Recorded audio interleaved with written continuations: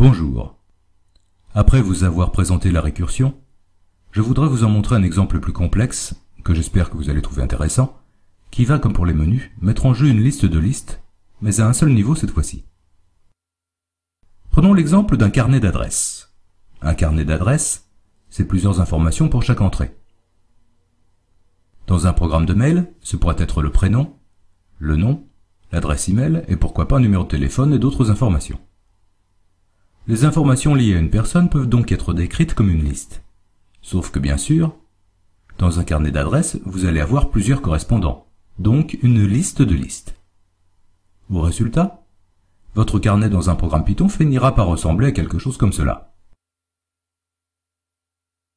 Comme chacun sait, un carnet d'adresses doit être trié quand on y recherche quelque chose.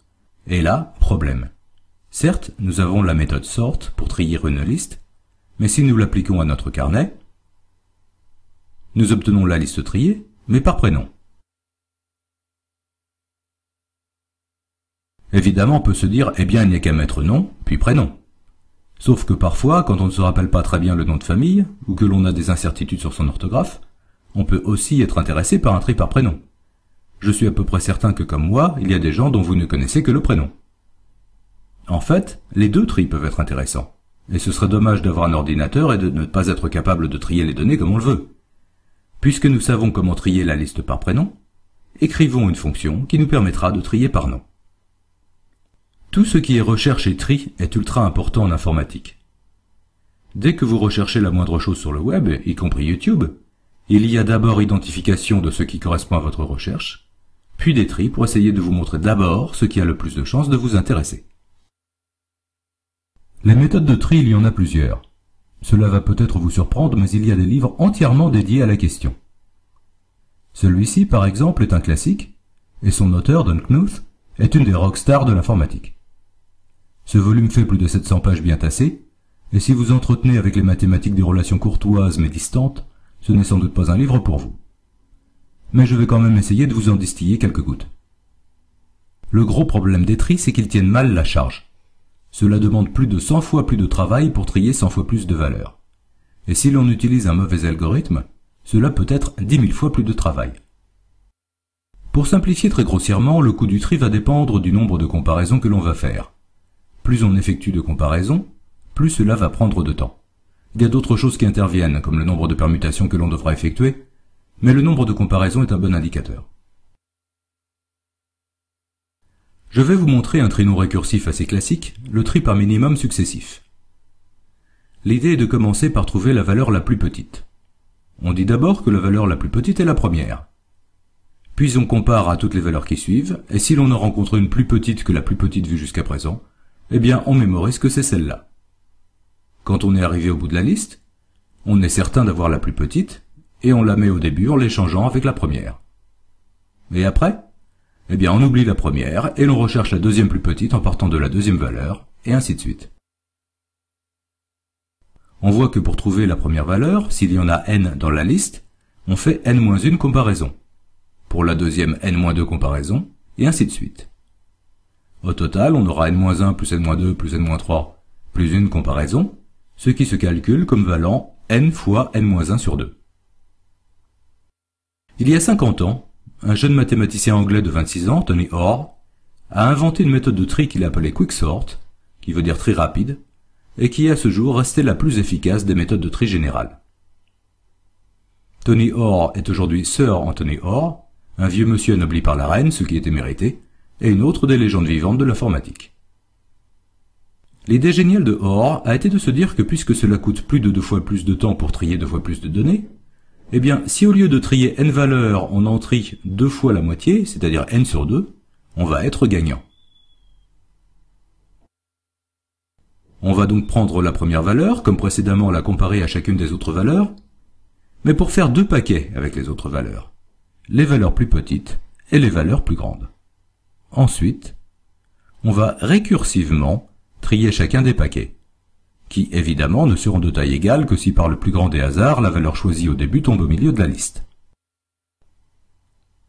Je vais vous comparer les coûts, encore une fois en me limitant au nombre de comparaisons, du tri par minimum successif et du quicksort. Pour le tri par minimum successif, je vous l'ai dit, le coût est de n fois n-1 sur 2. Pour le quicksort, c'est plus complexe, et l'on va le calculer de manière récursive. D'abord, le cas trivial. Si l'on a 0 ou une valeur, il n'y a aucune comparaison. S'il y en a deux, une seule comparaison. S'il y en a davantage, je ne sais pas quelle sera la taille de mes paquets de valeurs plus petites et plus grandes. Une analyse mathématique stricte sera difficile, et je vais faire de nouveau appel au module random que nous avons vu pour les quiz, et en utiliser la fonction randint, qui retourne un entier aléatoire. Si je dis que j'ai n1 valeurs plus petites que la première, n1 peut être n'importe quoi entre 0 et n-1. Le nombre de valeurs plus grandes que la première sera n-1 moins n1. Mon nombre de comparaisons sera donc n-1 comparaisons pour construire mes deux listes de valeurs plus petites et plus grandes, plus les comparaisons pour trier les n1 valeurs plus petites, plus les comparaisons pour traiter les n2 valeurs plus grandes. Je vais afficher en essayant de faire joli. J'utilise ici la fonction format.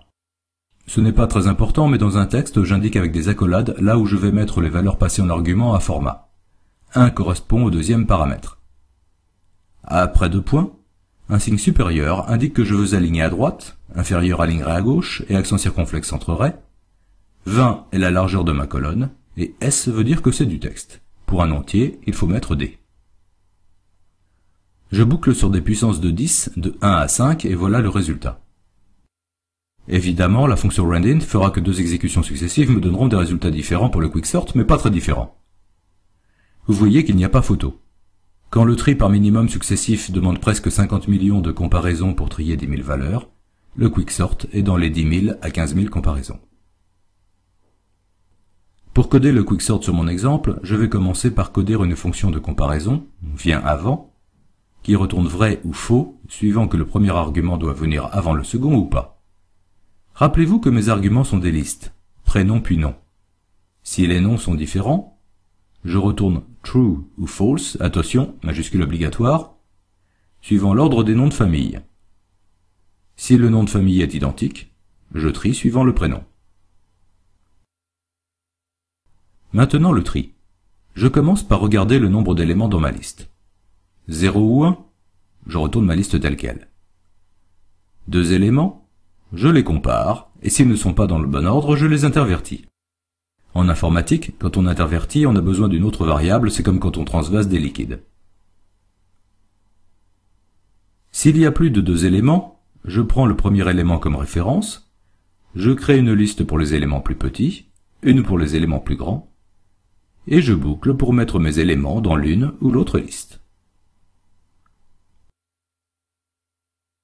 Au final, je retourne les éléments plus petits triés, je retourne mon élément de référence, puis je rajoute, avec la méthode extend qui me permet de mettre bout à bout des listes, les éléments plus grands, eux aussi triés.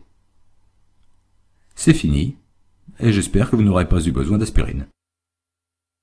Je reprends mon exemple, je trie, je boucle pour afficher.